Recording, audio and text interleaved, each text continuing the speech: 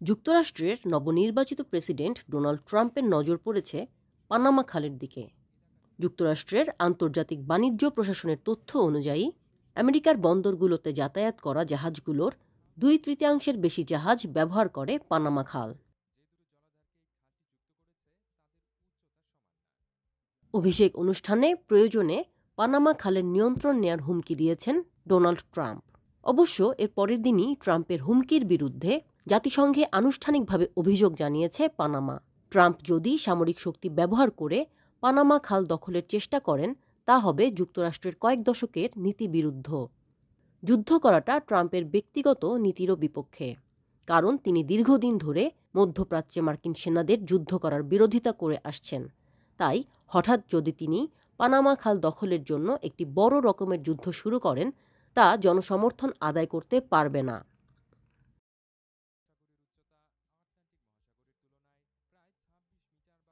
সাবেক মার্কিন president Jimmy Carter Panama খাল পানামা সরকারের কাছে হস্তান্তরের উদ্যোগ নিয়েছিলেন।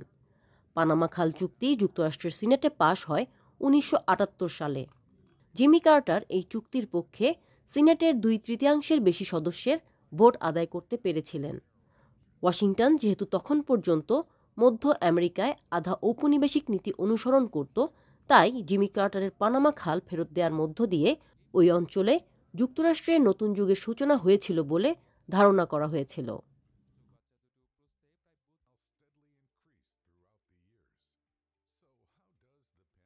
জিমি কার্টার পানামা খাল চুক্তি সই করলেও পরে যুক্তরাষ্ট্রের 2 দলের প্রেসিডেন্টরাই চুক্তিটির শর্ত মেনে চলেছেন, যাদের মধ্যে রয়েছেন Ronald Reagan, George H.W. Bush ও বিল ক্লিন্টন। বিল ক্লিন্টনের দ্বিতীয় মেয়াদের মাঝামাঝি 1999 সালের 31 ডিসেম্বর পানামা খাল পরিচালনার দায়িত্ব সম্পূর্ণভাবে পানামা সরকারের কাছে হস্তান্তর করা হয়। এরপর থেকে পানামা খালের পরিচালনা নিয়ে কোনো সমস্যাই হয়নি।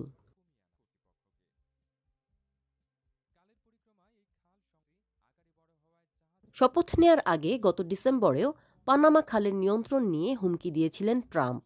জবাবে পানামার প্রেসিডেন্ট বলেছিলেন, পানামা খাল ও এর আশপাশের অঞ্চলের প্রতি বর্গমিটার জায়গার বর্তমান মালিক পানামা এবং ভবিষ্যতেও তা পানামার থাকবে। ট্রাম্পের অভিযোগ, পানামা খাল নিজেদের স্বার্থে ব্যবহার করছে চীন, আর এ সুযোগ করে দিচ্ছে পানামা সরকার। কিন্তু পানামার প্রেসিডেন্ট হোসে রাউল মুলিনো ট্রাম্পের এই অভিযোগ অস্বীকার করেছেন। খালটিতে কার্যক্রম পরিচালনা করে হংকং ভিত্তিক এমন 2টি কোম্পানির বিরুদ্ধে তদন্ত করারও নির্দেশ দিয়েছে পানামা সরকার।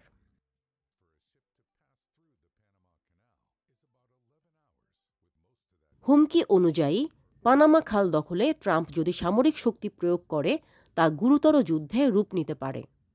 পানামা খালের এলাকার আয়তন প্রায় 500 বর্গ মাইল, আর পানামার জনসংখ্যা প্রায় 45 লাখ।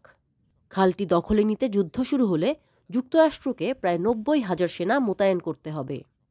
আর এই যুদ্ধ শুরু করলে চরম সমালোচনার মুখে পড়তে হতে পারে ট্রাম্পকে। অন্যদিকে পানামায় সামরিক অভিযানের জন্য যুক্তরাষ্ট্রের কংগ্রেসে প্রস্তাব পাশ করা লাগবে, যা মোটেই সহজ হবে না ট্রাম্পের জন্য।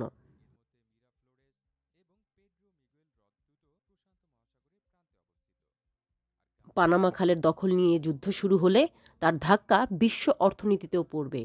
এ খাল দিয়ে প্রতি বছর বৈশ্বিক বাণিজ্যের প্রায় 6% বাণিজ্য হয়ে থাকে।